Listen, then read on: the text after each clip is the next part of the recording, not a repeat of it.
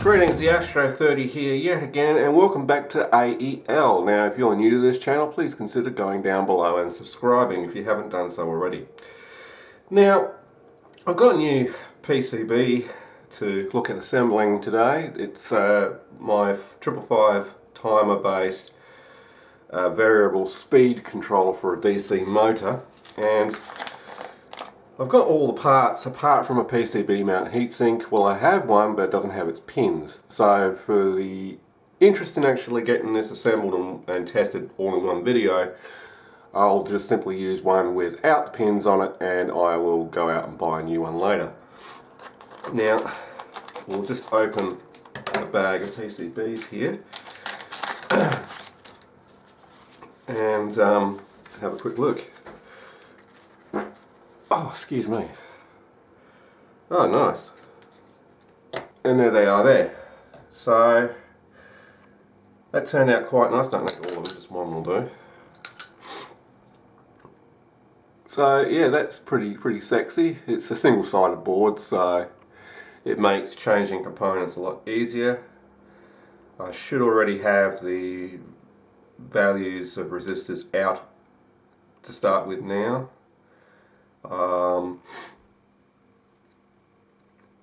Yeah, it came out pretty well actually, I must admit.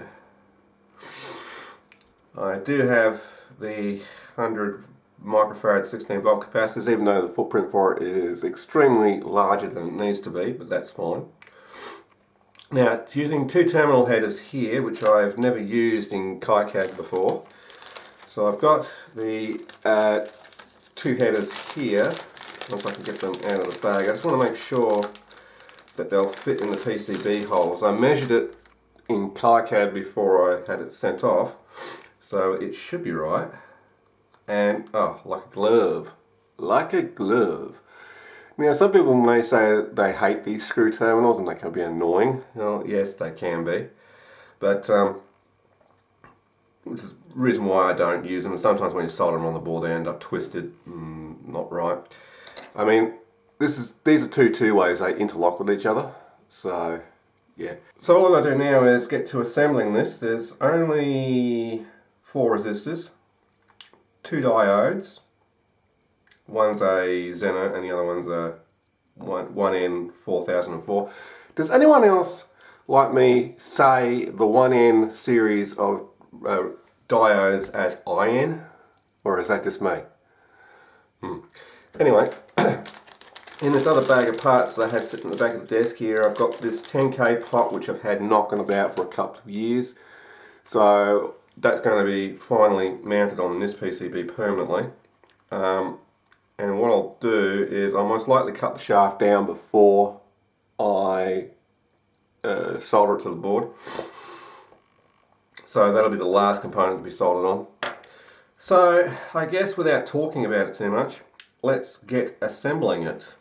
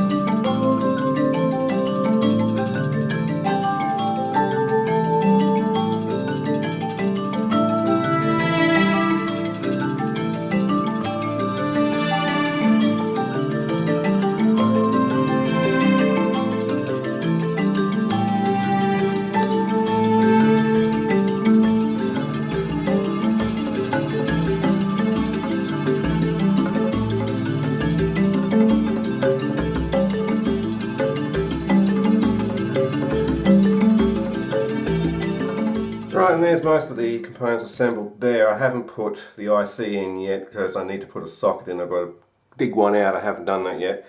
Got to dig out the heatsink, and I've also got to cut the shaft on the pot. So that turned out alright actually. It looks pretty nice now with some components on it. Makes it look more relevant. Now, yeah, the heatsink's going to be a concern, because I'm wondering, is that going to interfere with the sockets? Yeah, it is actually going to be touching those sockets. And also that diode.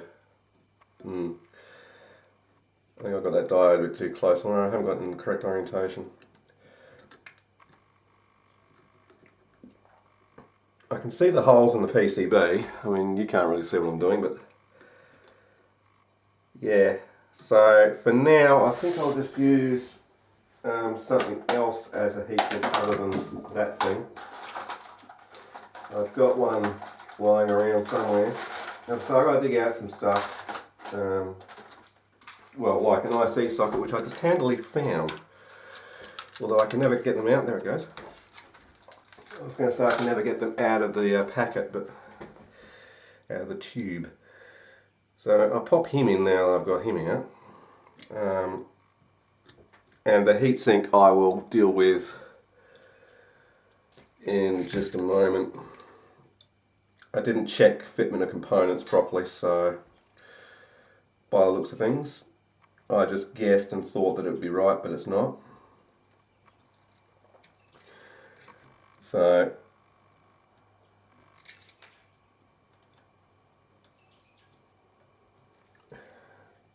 just going to put this socket in, make sure it's straight, which it is. Then I can solder it on the underside and then move on to something else. I mean, I could solder the IC directly in, but then if I want to steal it, like borrow it for another project, which I don't see why I would, but I can just pull it back out again. Plus, if it ever blows up, I can always just change the IC. There we go, socket's in, so I might as well pop the said 555 in right now, because, well, there's no point in it just sitting around. There we go, 555 is in. Nice. Alright, now I'll move on to the pot and figuring out this heatsink here. I might have to use a smaller one, but that's alright. It's only driving a it depends on the motor you're driving too, how much torque is required and how much current it draws. Now, I've calculated that the heatsink has to be able to handle up to 4 watts of dissipation. That's about an amp. If we're driving, say, a fan motor that's only drawing 200 milliamps, that's 2.4 watts of dissipation. So the heatsink has to be good enough to dissipate at least up to 4 watts. So yeah, let me get to moving on to the other necessary components like the pot and the heatsink, and we'll finish off the construction and test it. Alright, pot shaft has been cut. I've cut my shaft. So that can go on the board, and I've put one of these little TO220 heat sinks on it. I did have 3 of these and I seem to only have 1 left now. Don't know where they're all going. So I'm not going to put this all the way down to the board in case I want to change the heat sink to a bigger one.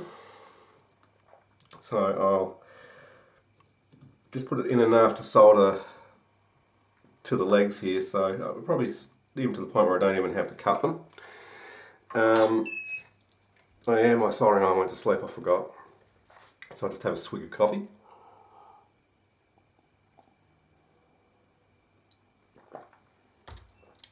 Which I might have to go make another one. It's gone cold.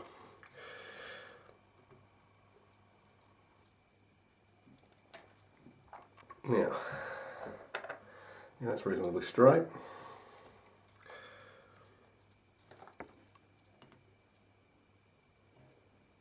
Good thing about being single-sided PCB is I can always take components back out easily if I need to change them or rearrange them, like the transistor for instance. So now I need to put my pot in, but it's got all this solder, excess solder over the back here from where it's been soldered to and unsoldered and whatnot when I've been attaching wires to it to attach to the breadboard. Now that just means I'm going to have to go out and buy a new pot when I want to do breadboarding tests, but that's perfectly fine, I'm not worried about that. Right, that fits in there. I'll solder this end pin first and see if I can melt the rest of the solder around it through the pin so it goes flatter with the board like that. It's a bit better. Okay, we're nice and straight too, good. Solder the remaining 2 pins and we're done. The circuit is built. Isn't that special? So, yeah, that transistor looks a bit happy, but that's fine. Turn that pot to 0. I really should find a knob to put on it to make it easier to indicate where it's pointing to, but I don't think really that's a problem. I'm just mumbling at this point. So, alright, now I need to stick in some fly connections to the terminal header so I can connect my jumper leads to it, or else we're not going to be able to test it. So that pot that I just soldered in, I've had knocking about for about a year and a half, and it's finally found a home.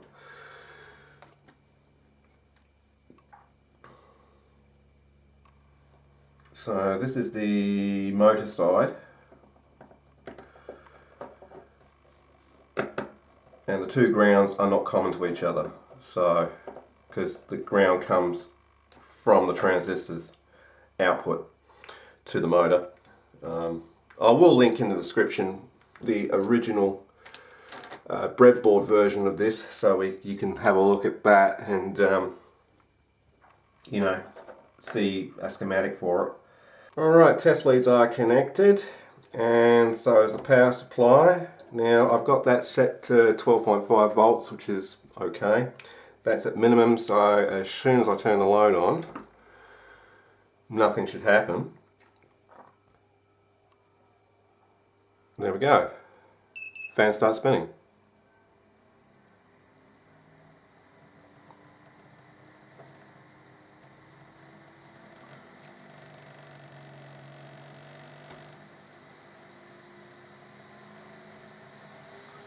And that's full speed. And according to the power supply, we're drawing about 180 mA. So, and that heatsink's not really doing anything.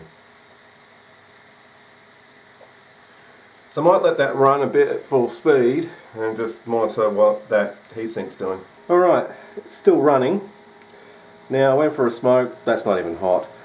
I went for a smoke and I left the camera running, monitoring what this was doing in case it did anything funny. I'll review the footage and insert it if it was interesting or something strange happened. But it's still running at full speed